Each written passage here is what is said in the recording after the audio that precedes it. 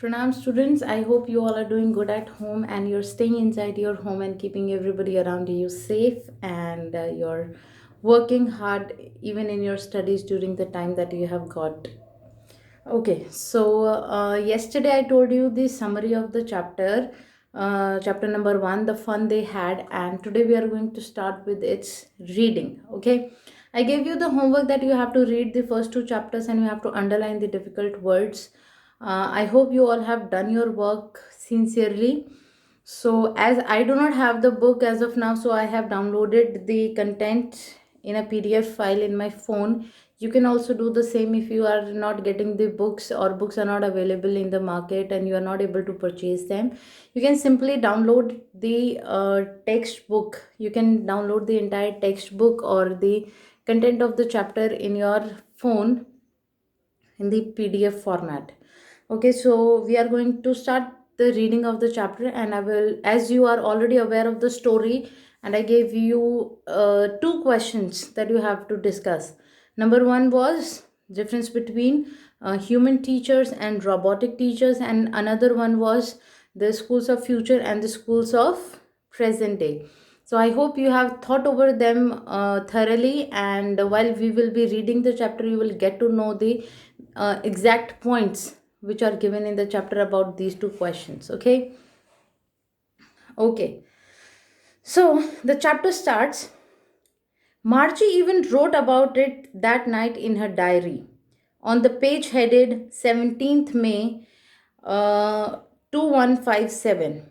She wrote, "Today, Tommy found a real book." Now, I told you yesterday that it was kind of a diary entry जो मार्जी ने लिखी थी, और उस date भी उसने उसके ऊपर मेंशन की थी, और वो थी 17 मई 2157. ओके, एंड उसके अंदर उसने लिखा कि आज टॉमी को एक रियल बुक मिली. Now I told you the difference between a real book and the book they were using a digital book, and the book they had found was a real printed book जो हम आज के time पर use करते हैं. ठीक है, it was a very old book. Marchie's grandfather once said that when he was a little boy, his grandfather told him that there was a time when all stories were printed on paper.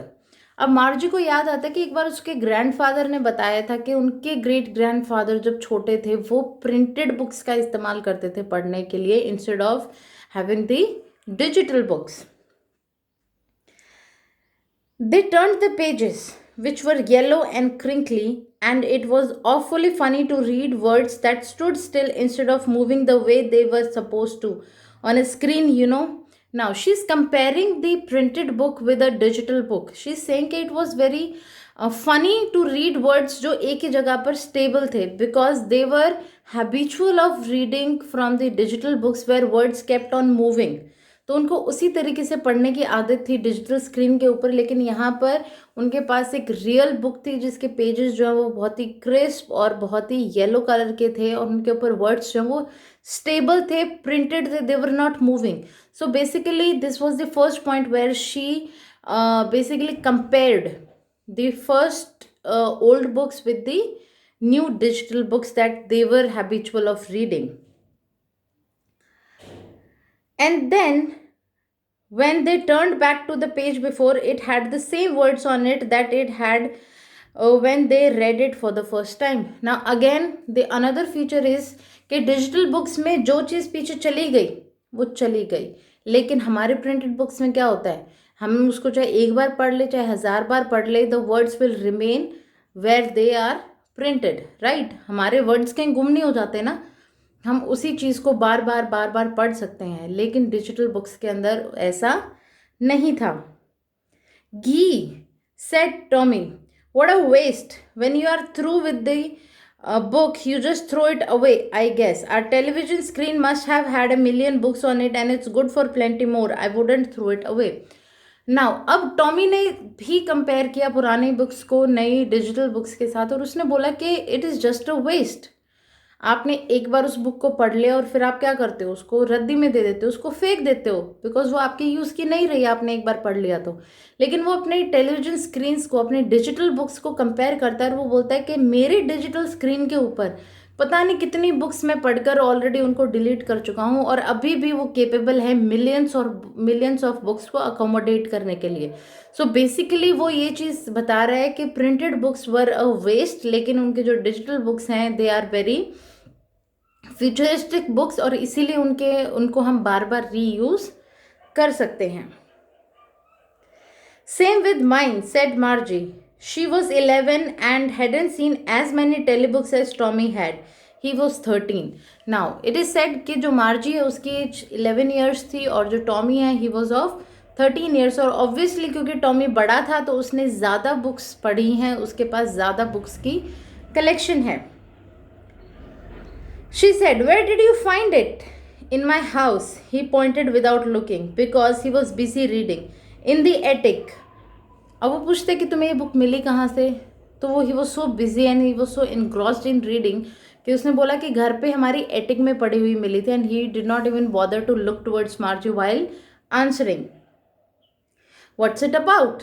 तो Margie से पूछते कि ये book basically है किस चीज़ के बारे में, तो बोलता है school. Margie was scornful. School?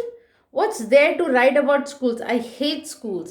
तो अब उसकी frustration बाहर निकली. The moment she heard that the book is about school, तो she did not like that. क्योंकि उसको खुद को स्कूल पसंद नहीं थे, तो her first reaction was कि schools के बारे में कौन बुक लिखता है। Margie always hated school, but now she hated it more than ever.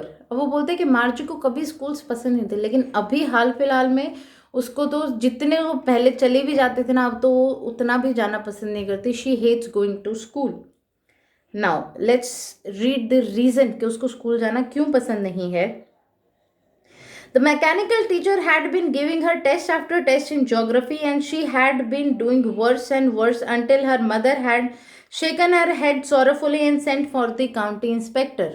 Now the problem was कि जो उसका रोबोटिक टीचर है, as I told you yesterday कि they use to have robotic teachers, mechanical teachers, तो वो mechanical teacher जो है उसको ज्योग्राफी के टेस्ट के बाद टेस्ट दिए जा रहा था, and obviously she was doing worse in each test. तो अब उसकी मदर ने परेशान होकर क्या किया, उसकी मदर ने काउंटी इंस्पेक्टर को बुलाया। County inspector, I told you yesterday, are were the peoples जिनको अपॉइंट किया जाता है, जो रोबोटिक टीचर्स जो हैं उस टाइम के, उनको चेक करते हैं, अगर कोई प्रॉब्लम होती है तो वो उनकी प्रॉब्लम को सॉल्व करते हैं। He was a round little man with a red face and a whole box of tools with dials and wires. अब यहाँ पर काउंटिंग इंस्पेक्टर को डिस्क्राइब किया है मार्जी ने। वो बोलते हैं कि उसकी हाइट छोटी सी, तो उसका फेस जो है वो रेड कलर का था, और उसके पास एक बॉक्स था जिसके अंदर बहुत सारे डायल्स और वायर्स और बेसिकली उसके टूल्स थे जिनके थ्रू वो रोबोट्स को ठीक करता था। He smiled at Margie and gave her an apple, then took the teacher apart. अब उसने क्या किया, वो आया, उसने स्माइल की मार्जी की तरफ, उसने मार्जी को एक एप्पल दिया, और फिर वो अपने काम पर लग गया। उसने उस मैकेनिकल टीचर को बेसिकली खोल दिया पूरा। Margie had hoped he wouldn't know how to put it together again. और वही जैसे हमारे स्कूल में होता है ना, हमें पता चल जाता है एक दिन की छुट्टी है, अरे दूसरे दिन की भी छुट्टी हो जाए, एक टीचर एब्सेंट है, हम इतने खुश हो जाते हैं ना कि टीचर एब्सेंट है, अब तो कितने दिन से घर पे बैठे हो, you must be missing your school right now, right. The same was happening with मार्जी कि जब उसके मैकेनिकल टीचर को खोला गया, तो शी वॉज एक्चुअली होपिंग कि भगवान करे इस काउंटी इंस्पेक्टर को, इसने खोल तो दिया इसको, बट आई विश वो इसको वापस जोड़ ना पाए।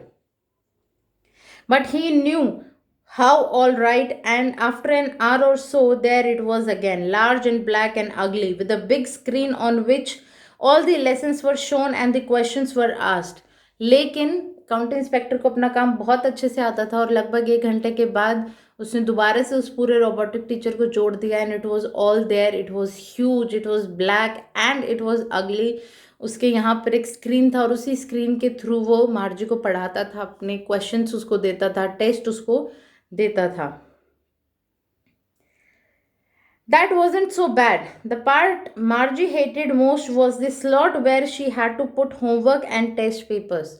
तो बोलते हैं कि उसका स्क्रीन तक तो बात ठीक थी, वो वहाँ से पढ़ाता था, वो चीज़ ठीक है, वो उसको वहाँ पे क्वेश्चंस देता था, वो भी ठीक है, लेकिन द मोस्ट डिफ़िकल्ट पार्ट जो मार्जी को परेशान करता था, दैट वाज द स्लॉट जहाँ पर उसे अपना होमवर्क और अपना टेस्ट जो सॉल्यूशन होता था उसको डालना पड़ता था. She hated that. She always had to write them out in a punch code they made her learn when she was 6 years old, and the mechanical teacher calculated the marks in no time. अब होता क्या था कि there was a particular slot जहाँ पर उसको एक proper code डालकर अपने जो उसका होमवर्क था वो वहाँ पर इंसर्ट करना पड़ता था, और वो कोड मार्जी को जब वो 6 साल की थी तब सिखा दिया गया था. So she did not like that at all. She hated it basically. The inspector had smiled after he was finished and patted Margie's head. अब obviously काउंटी इंस्पेक्टर ने अपना काम कर लिया था तो he smiled with proud that उसने एक प्रॉब्लम का सोल्यूशन कर दिया. So he patted Margie's head और उसने कहा, It's not the little girl's fault, Mrs. Jones. I think the geography sector was geared a little too quick. Those things happen sometimes. I've slowed it up to an average 10-year level. Actually, the overall pattern of her progress is quite satisfactory. And he patted Margie's head again. और उसने फिर उसकी mother को convince करने के लिए बोला कि इसमें मार्जी की कोई गलती नहीं है, that she is doing bad in geography. The main problem is that कि जो रोबोटिक टीचर है, मैकेनिकल टीचर है, उसका जो ज्योग्राफी सेक्शन है वो उसका लेवल जो है वो थोड़ा सा हाई हो रखा था, जिसकी वजह से वो इसको टेस्ट के बाद टेस्ट दिया जा रहा था. But there is nothing to worry now, क्योंकि उसने उसके लेवल को 10 ईयर ओल्ड के लेवल के ऊपर सेट कर दिया था. और अगर वो मार्जी के ओवरऑल परफॉर्मेंस को देखे तो he said that overall performance and overall development of मार्जी was quite satisfactory and she was doing pretty well in her academics too. Margie was disappointed. She had been hoping they would take the teacher away altogether. Now, अब वो ठीक हो गया था उसका robotic teacher, तो फिर भी वो खुश नहीं थी. शी वॉज डिसअपॉइंटेड क्योंकि वो होप कर रही थी कि एक बार जब टॉमी का टीचर ऐसे ही ख़राब हो गया था तो उसको लगभग पूरे 1 महीने के लिए काउंटिंग इंस्पेक्टर ले गए थे. तो she was hoping the same कि इसके साथ भी कुछ ऐसा ही हो जाए और ये भी 1 महीने के लिए चला जाए. But obviously nothing of that sort happened actually. They had once taken Tommy's teacher away for nearly a month because the history sector had blanked out completely. So she said to Tommy, Why would anyone write about school? अब she is back to the present और अब वो actually में Tommy के साथ conversation कर रही है. एंड शी सेज के एक स्कूल के बारे में कोई क्यों लिखेगा? Why would anybody write about a school? Tommy looked at her with very superior eyes. Because it's not our kind of school, stupid. This is the old kind of school that they had hundreds and hundreds of years ago. तो वो बोलता है कि क्योंकि हमारे school की बात नहीं हो रही है, यहाँ पर बात हो रही है पुराने ज़माने के स्कूल की बात, और जो कि यहाँ अब से कई 100 साल पहले जिस तरीके के स्कूल्स होते थे, जिस तरीके का एजुकेशन सिस्टम होता था, ये बुक उसके बारे में है. And that is why it is new and that is why it is different for us to read about. He added loftily, pronouncing the word carefully, centuries ago. और फिर उसने hundred years जो पहले बोला था तो उसके लिए एक पर्टिकुलर वर्ड यहाँ पर यूज़ किया है, centuries. And I hope you all know that century is basically a time period of 100 years. Okay. Margie was hurt. Well, I don't know what kind of school they had all that time ago. She read the book over his shoulder for a while, then said, Anyway, they had a teacher. अब क्या होता है कि obviously she is not aware कि पहले के time पर किस तरीके के स्कूल्स होते थे. तो when Tommy was reading the book तो उसके शोल्डर से ऐसे पीप कर कर पढ़ने की कोशिश कर रही थी. एंड उसने थोड़ा बहुत पढ़ा और फिर उसने सिर्फ एक जनरल ऐसे ही आउट ऑफ द ब्लू एक क्वेश्चन पूछा कि क्या उनके पास कोई टीचर होता था. Sure they had a teacher but it wasn't a regular teacher, it was a man. तो अब टॉमी उसके डाउट को क्लियर करता है और बोलता है कि हाँ ऑब्वियसली टीचर होता था, लेकिन हमारे टीचर्स के जैसा नहीं. वी हैव रोबोटिक टीचर्स, लेकिन उनके टाइम पर जो उनको पढ़ाते थे वो ह्यूमंस होते थे. They had human teachers, regular teachers. A man, how could a man be a teacher? Well, he just told the boys and girls things and gave them homework and asked them questions. तो बोलते हैं कि आदमी, a human being, how can a human being be a teacher? तो Tommy उसका reply देते हुए बोलते हैं कि क्यों, वो सारे बॉयज़ और गर्ल्स को एक साथ बिठाकर पढ़ाते थे, उनको चीज़ें समझाते थे, उनको होमवर्क देते थे, क्वेश्चंस पूछते थे उनसे, and he was a teacher.